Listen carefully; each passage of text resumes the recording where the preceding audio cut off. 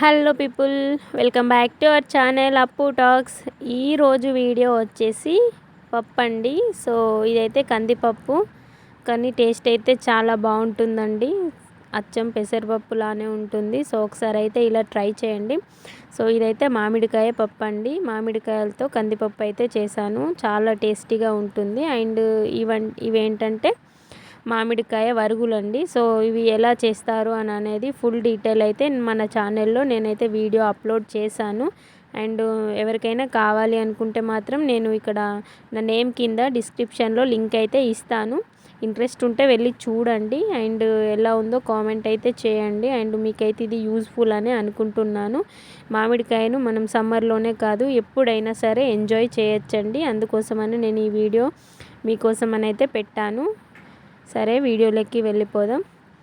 ముందుగా stove on చేసుకొని అయితే పప్పునైతే కొంచెం సాల్ట్ అండ్ పసుపు వేసి ఒక 75% కుక్ చేయాలి. మనమైతే ఇంతకుముందు వరుగులు నానబెట్టుకున్నాం కదా, మామిడికాయ వరుగులు, అవైతే నానిపోయాయి చూడండి. ఇలా నానిన తర్వాత ఒక 15 మినిట్స్ నానితే సరిపోతుంది. ఇవి మనం సగం ఉడకపెట్టుకున్న కందిపప్పులోనైతే వేసుకోవాలి. ఈ నానబెట్టుకున్న వాటర్ ఉంటాయి కదా, అవి కూడా పుల్లగా ఉంటాయి. సో పులుపు తగ్గట్టు మీరు అడ్జస్ట్ అయితే చేసుకోండి. మాకైతే పుల్లగా ఉంటేనే ఇష్టం. సో నేనైతే కొంచెం యాడ్ చేశాను. తర్వాత మంచిగా కలుపుకొని ఒక 10 మినిట్స్ మూత పెట్టకుండా ఇలా స్టవ్ పైన ఉడకనివ్వాలి పప్పుని. సో ఇదైతే 100% కుక్ అవుతుంది. తర్వాత స్టవ్ ఆఫ్ చేసి దీన్ని అయితే పక్కన పెట్టుకోవాలి. మరొకసారి స్టవ్ ఆన్ చేసి ఒక బాండి పెట్టుకొని దాంట్లో ఒక 2 టేబుల్ స్పూన్ ఆఫ్ ఆయిల్ వేసుకోవాలి. అది హీట్ అయిన తర్వాత పోపు దినుసులు అయితే వేసి మంచిగా ఫ్రై చేసుకోవాలి. జీలకర్ర, ఆవాలు అట్లా.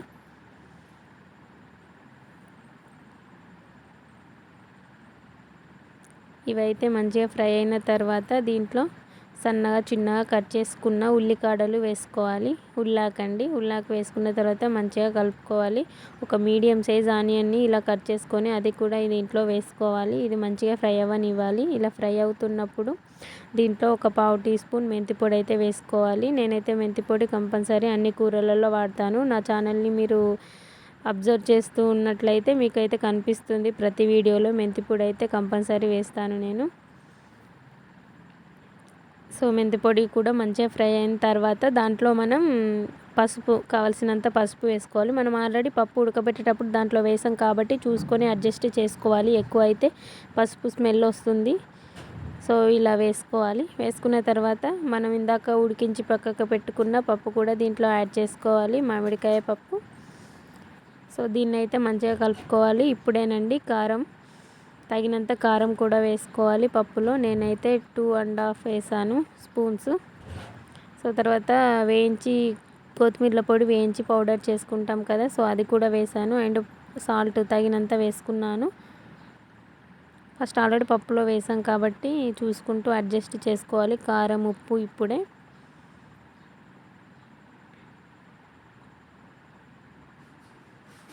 అండ్ ఎక్కడ స్కిప్ చేయకుండానైతే వీడియోస్ అన్నీ చూడండి. నా ఛానల్లోకి వెళ్ళి చూసిన తర్వాత నచ్చితేనే నా ఛానల్ని ఫాలో కండి. ఇందులో entertainment videos and cooking videos and DIY crafts, painting, arts అవన్నీ అయితే ఉంటాయండి నా ఛానల్లో.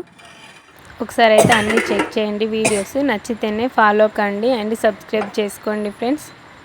Thank you for watching. And మరిన్ని ఇట్లాంటి వీడియోస్ కోసం సబ్స్క్రైబ్ చేసుకోండి.